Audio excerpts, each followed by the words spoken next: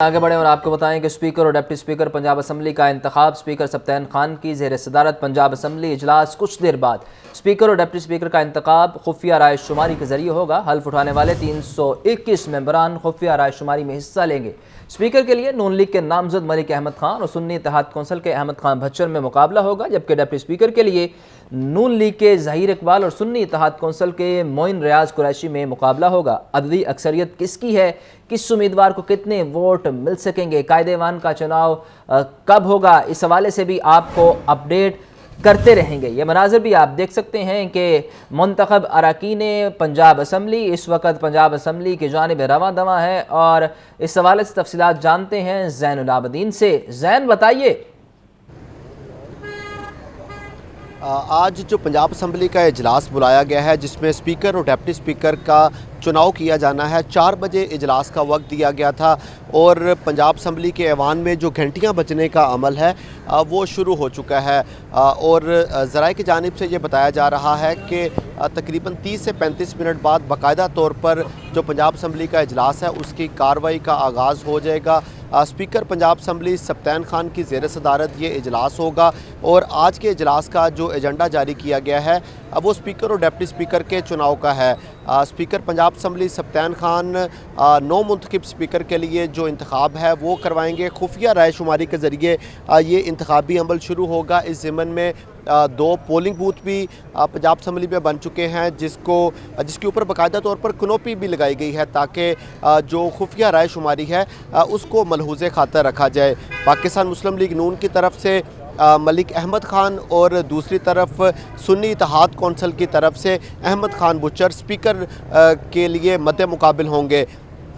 जैसे ही स्पीकर का जो इंतखाब है वो मुकम्मल हो जाएगा तो जो 9 मुंतखब स्पीकर होंगे उनसे स्पीकर पंजाब असम्बली हल्फ लेंगे और उसके बाद जो स्पीकर की कुर्सी है वो 9 मुंतखब स्पीकर के हवाले कर दी जाएगी। तो जो 9 मुंतखब स्पीकर होंगे वो उसके बाद जो डिप्टी स्पीकर का इलेक्शन है वो कंडक्ट करवाएंगे।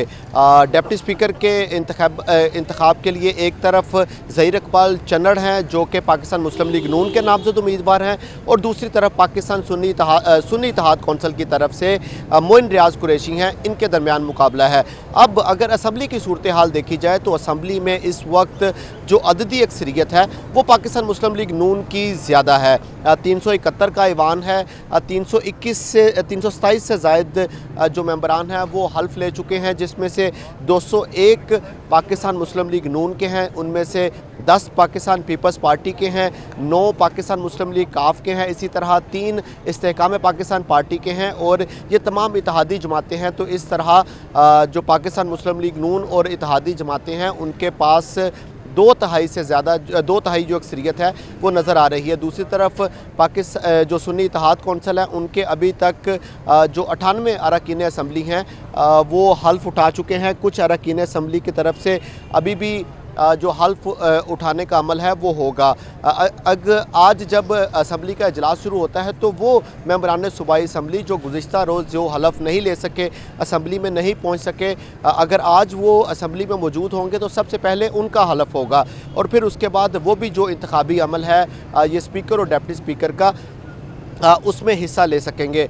अब एक और चीज़ आज के इजलास में देखने वाली होगी कि गुज़िश्ता रोज़ तो जब अपोजिशन या सुन्नी इत्तेहाद कौंसिल के जो मेंबरान सूबाई असम्बली हैं उनकी तरफ से ये मामला उठाया गया कि इलेक्शन कमीशन की तरफ से अभी तक मखसूस नशिस्तों का जो नोटिफिकेशन है वो जारी नहीं किया गया, तो उसके ऊपर जो पाकिस्तान मुस्लिम लीग नून के मेंबरान सूबाई असम्बली थे उनकी तरफ से ये मौक़िफ़ इख्तियार किया गया कि अभी तक हल्फ नहीं उठाया गया, लिहाजा हाउस के ऊपर किसी तरह की कोई डिबेट नहीं की जा सकती।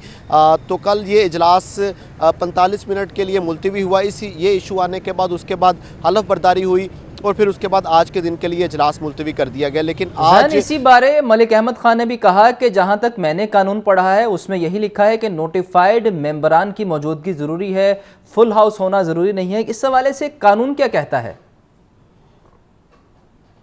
देखिए, इसमें अभी तक मलिक अहमद खान और जो वफाकी वज़ीर लॉ के रह चुके हैं, वफाकी वज़ीर कानून आज़म नज़ीर तारड़, इन दोनों के जो बयानात हैं वो सामने आ चुके हैं जिनमें जो प्रोसीजर और लॉ है, इन दोनों जो लीगी रहनुमा हैं उनकी तरफ से ये बताया गया है कि जो जितने मेंबर्स हैं जो हल्फ उठा चुके हैं उनकी मौजूदगी में स्पीकर और डिप्टी स्पीकर का इलेक्शन हो सकता है। लेकिन दूसरी तरफ जो सुन्नी इत्तेहाद कौंसिल के रहनुमा हैं उनकी तरफ से ये कहा गया है कि वो स्पीकर और डिप्टी स्पीकर का जो चुनाव हो रहा है, जो इलेक्शन हो रहा है, उसमें हिस्सा तो लेंगे लेकिन उसके साथ साथ जो अपना एहतजाज है वो भी रिकॉर्ड करवाएंगे। तो जो सुन्नी इत्तेहाद कौंसिल के रहनुमा का ये बयान है उसको देखा जाए तो ये इस अमर की गुमाजी कर रहा है। शुक्रिया ज़ैनुल आबदीन, आप हमें तफसीलन आगाह कर रहे थे। ये मनाजिर भी टेलीविजन स्क्रीन पर आप देख सकते हैं। स्पीकर और डिप्टी स्पीकर पंजाब असम्बली का इंतखाब है, उस हवाले से आपको बताएं कि स्पीकर सप्तान खान की ज़ेर सदारत पंजाब असम्बली का इजलास कुछ देर बाद होगा।